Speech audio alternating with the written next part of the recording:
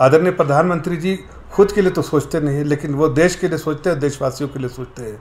खासकर जो marginalize section of the society है, गरीब कल्याण, उसके लिए बहुत चिंता करते हैं, मिडिल क्लास के लिए बहुत चिंता करते हैं।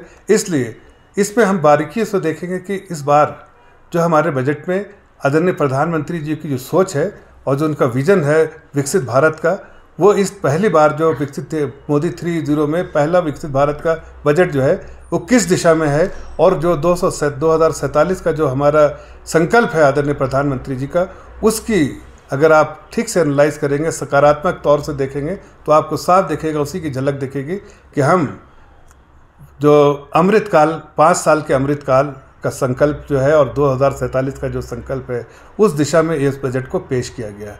इस बजट का जो सबसे बड़ी बात जो है कि पूरे दुनिया में आप देखिए तो इकॉनमी चरमराती हुई है।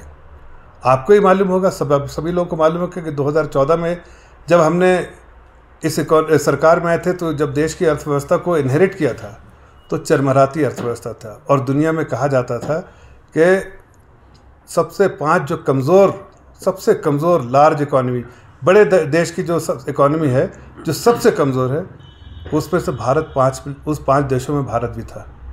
इसलिए कि पॉलिसी पैरालिसिस, इसलिए कि कोई पॉलिसी इनिशिएटिव नहीं, कोई रिफॉर्म्स नहीं, और 78 करप्शन जो है वो कांग्रेस के यूपीए के समय हुए थे।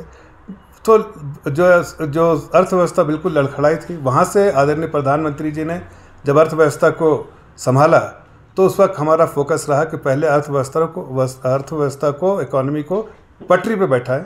पटरी पे बैठाने का, जिसलिए कि ट्रेन उसी वक्त आप तेज़ी से रन कर सकते हैं जब मजबूत पटरी हो।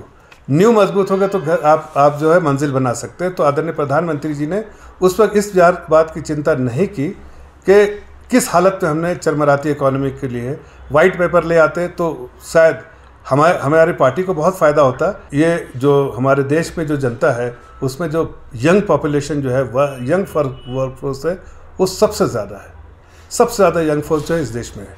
तो जाहिर है हमारे लिए ये बहुत बड़ी चुनौती का सबब है, और हम उसके लिए इस दिशा में काम भी कर रहे हैं।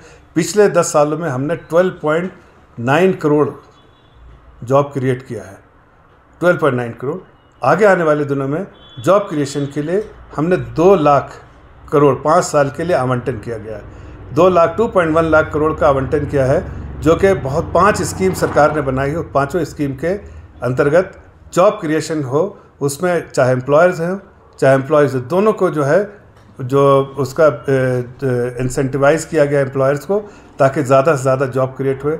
यंग फोर्स को जो इंटर्नशिप के लिए भी हमने 1 साल की इंटर्नशिप के लिए जो स्कीम लेकर आए हैं, उसमें जो योगदान जो है 5,000 उनको मिलेगा, उसमें से 90% भारत सरकार देगी, 10% प्राइवेट कंपनी देगी।